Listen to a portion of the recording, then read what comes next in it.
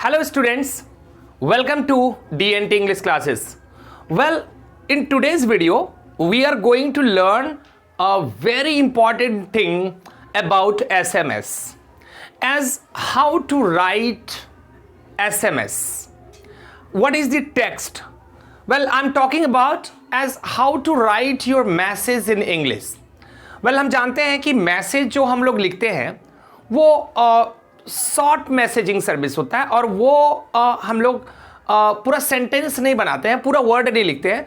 तो आज इस वीडियो में हम लोग सीखेंगे कि किस तरह से हम लोग डिफरेंट वर्ड्स को SMS में लिखते हैं. So this exercise, today's exercise is SMS English. How to write SMS in English. Well, we'll see one by one, and it is important for everyone. Everyone, I mean to say that whoever is writing a message, it has to be in original form. For example, doesn't matter whether you are writing this message in India or you are writing somewhere abroad. Doesn't matter where in America or in Britain. Across the globe, we have the same thing to follow. So we are going to learn as what is the standard English of writing SMS. Well, we'll see one by one. पहला हम देखते हैं कि यहाँ ये zero है या फिर आप इसे O कह सकते हैं. This stands for nothing. So when you want to say nothing, you will write only this O. यहाँ पर दूसरा में हमारे पास डिजिट 2 है. ये 2 ये तीन चीज़ को बताता है. ये 2 जो एक एडजेक्टिव नंबर है वो बताता है. ये 2 TO2 और फिर TOO2 जिसका मतलब अधिक होता है. तो ये 2 से तीन चीज़ को हम डिनोट कर सकते हैं.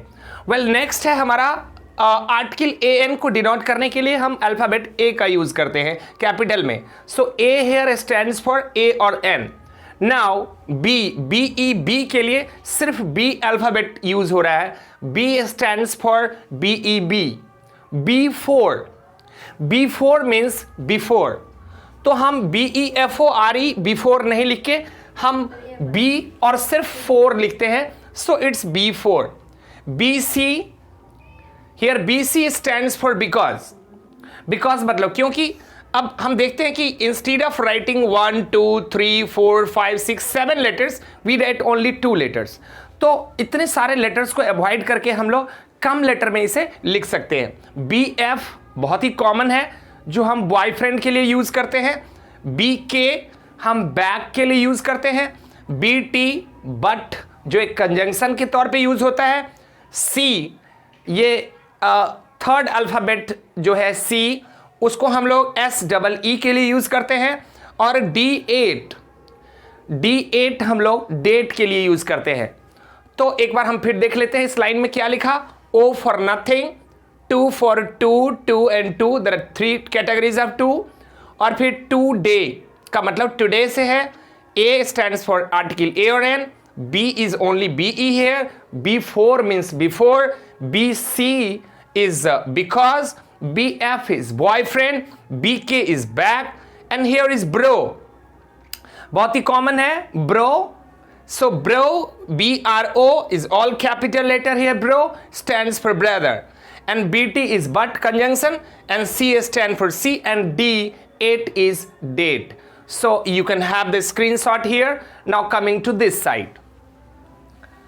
Well, इस साइड बहुत ही इंपॉर्टेंट वर्ड्स है हमारे पास. DNR stands for dinner. EZ stands for easy. GF is here girlfriend. BF was boyfriend. GF is girlfriend. GR8 is great. ZR8 holidays के लिए हम लोग HOLS यूज करते हैं. Here HOLS stands for holidays. HV is have. Have is here helping verb. Is a verb here. KDS stands for kids. L8 is late. And PLS is please. जो बहुत ज़्यादा हम लोग लिखते हैं किसी भी मैसेज में इस वर्ड का बहुत ज़्यादा यूज होता है. सो PLS is please. PS stands for parents. माता पिता के लिए हम लोग पेरेंट्स के लिए PS यूज करते हैं। और NE1, ये NE1 जो है, NE1 ये बताता है anyone, NE1 stands for anyone। और SIS, sis stand for sister, and here bro stands for brother। well, अब इस लास्ट लाइन में हम लोग देखेंगे कि R stands for the verb are, SKOOL जो ऑल कैपिटल लेटर्स हैं stands for school। समर के लिए हम लोग SMMR यूज करते हैं, और यहां से हमने U और E को हटा दिया। U second person pronoun U बताने के लिए हम लोग सिर्फ अल्फाबेट U का यूज करते हैं। WR स्टैंड्स फॉर वेयर जो एक वर्ब है। A3 हम लोग यूज करते हैं any place, any time, anywhere. यहां पर सब में A फर्स्ट लेटर A है तो इसे A3 कहा जाता है।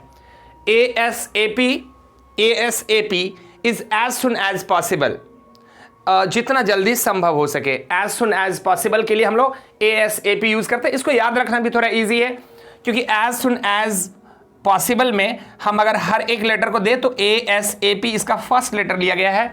और B फॉर N हमेशा जब हम अपने टेक्स्ट को ख़त्म करते हैं, जब हमें बाय कहना होता है तो हम लोग यूज़ करते हैं B for N, bye for now, अब तक के लिए बाय, अब तक के लिए बाय। BTW हम लोग यूज़ करते हैं बाय द वे, कहते हैं ना वैसे आप क्या करते हैं, वैसे आपका नाम क्या है, तो BTW stands for by the way, वैसे। Here CUL, C stand for see, U for you, and L for later, see you later। हम बाद में मिलेंगे तुमसे, हम तुमसे बाद में मिलेंगे, see you later। अब एक हमारा शॉर्ट है FTF, face to face। When you want to say that I want to talk to you face to face, मैं आपसे face to face बात करना चाहता हूं, तो face to face के लिए हम लोग FTF जैसे शॉर्ट का यूज करते हैं। और एक बहुत ही सुंदर जो शॉर्ट टेक्स्ट में हम लोग यूज करते हैं हैव ए नाइस डे के लिए, हैव ए नाइस डे के लिए हम लोग हैंड का यूज करते हैं। H for have, A for A, N for nice, and D for day, have a nice day। So hand means have a nice day। और जो सबसे कॉमन है, जैसे ही हम टेक्स्ट को ओपन करते हैं, मैसेज लिखते हैं, तो सबसे पहले हमें दूसरों की हेल्थ की इंक्वायरी करना होता है, ये पूछना होता है कि वो कैसे हैं, और फिर हमारा शुरुआत होता है वो होता है HRU से। Here HRU stands for how are you, आप कैसे हैं। Well dear, it's my challenge कि अगर आप कोई भी मैसेज लिखते हैं, तो अगर आप इन शॉर्ट फॉर्म को, टेक्स्ट को अगर यूज करते हैं, तो आपके मैसेज को कोई भी पढ़ सकता है और समझ सकता है। कभी कभी हमें नहीं मालूम होने के कारण हम मैसेज को भी नहीं ठीक से समझ पाते हैं, तो ये एक प्रॉब्लम है हमारे लिए, हमारी समझदारी को प्रॉब्लम है, हमारे अंडरस्टैंडिंग को प्रॉब्लम है। अब हमने कहीं मैसेज में लिखा देखा हैंड, अगर हम उसके मीनिंग खोजेंगे तो वो हाथ ही हाथ दिखेगा, वो कभी हैव ए नाइस डे नहीं हो सकता है। तो हमें इस वर्ड्स को समझना होगा, और इस वीडियो में हमने कोशिश किया, इस वीडियो को हमने थोड़ा सा शॉर्ट बनाया है, कुछ और चीज़ें हैं जो हम नेक्स्ट वीडियो में लाने वाले हैं। तो एक बार हम चाहते हैं कि आप बढ़िया से इसका स्क्रीनशॉट ले लें, ताकि आप इसको बढ़िया से एलोबरेट कर पाएँ, इसको बार बार आप रिपीट कर पाएँ।